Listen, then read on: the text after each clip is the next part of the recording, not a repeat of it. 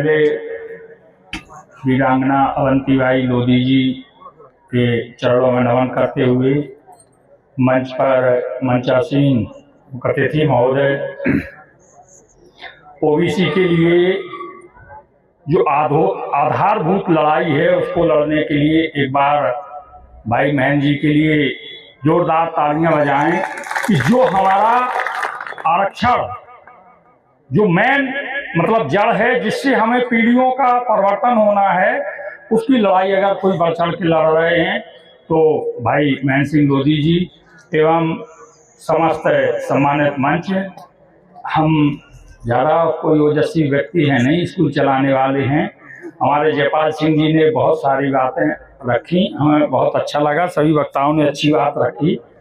हम एक चीज बस पूछना चाहते, जैसे हम ये जयंती मनाते हैं, रानी अवंतीबाई जी की जयंती के पूर्व भी इनकी किताब में भी पाठ रहा है, उसमें भी पढ़ा है।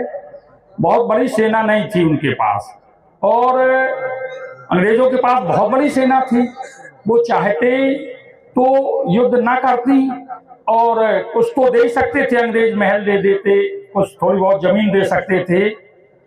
एक ऐसा ही उदाहरण मिलता है हमें, आपको हम आप रामचरितमानस खूब पढ़ते हैं, उसमें हमने कुछ सीखा है। भगवान राम जब 14 वर्ष के वनवास पर थे तो वो केवल 2 भाई थे और एक पत्नी उनकी वो भी चोरी हो गई थी, और उन्होंने भी रावण जैसे व्यक्ति से आज की डेट में कहा जाए तो राम जी की हैसियत नेपाल और रावण की हैसियत अमेरिका जैसी थी। इतना शक्तिशाली था वो, उसके पास इतने संसाधन थे। तो ये 2 उदाहरण हमने इसलिए दी, इन दोनों लोगों ने साहस किया, पहले से ही हार नहीं मानी। और हम स्कूलों में जो देखते हैं, शिक्षा जगत में जुड़े हुए हैं, हमारे ओबीसी के लोग पढ़ते हैं, काफी पढ़ने लगे बहुत ज्यादा, लेकिन अभी कॉलेजों तक नहीं जा रहे। बहुत जल्दी हमारे जो बुजुर्ग हैं, गार्जियंस हैं, वो बहुत जल्दी पढ़ाई से बहुत जल्द ही चाहते कि अब रिटर्न आए, और नहीं आ रहा तो बेटा आप खेती करने लगो, हो गया, इतना पढ़ गए, बहुत हो।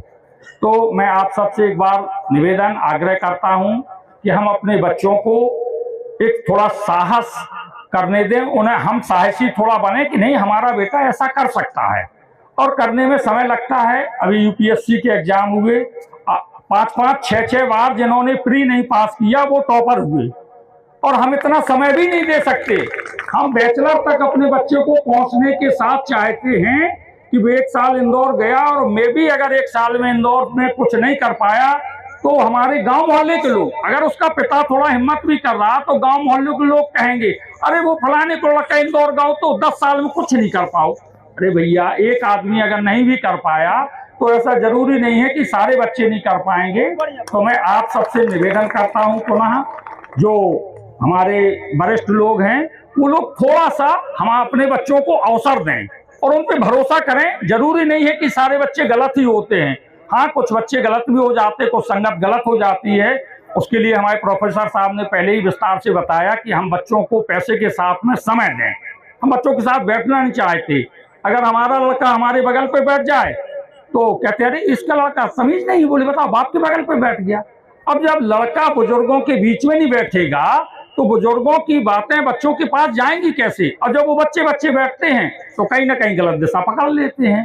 तो मैं ज्यादा ना बोलते हुए यही चाहता हूं कि हम थोड़ा बच्चों को अपने को अवसर दें, समय दें। बहुत जल्दी शादी और ये सब काम धंधा उनको पूरा जीवन करना है।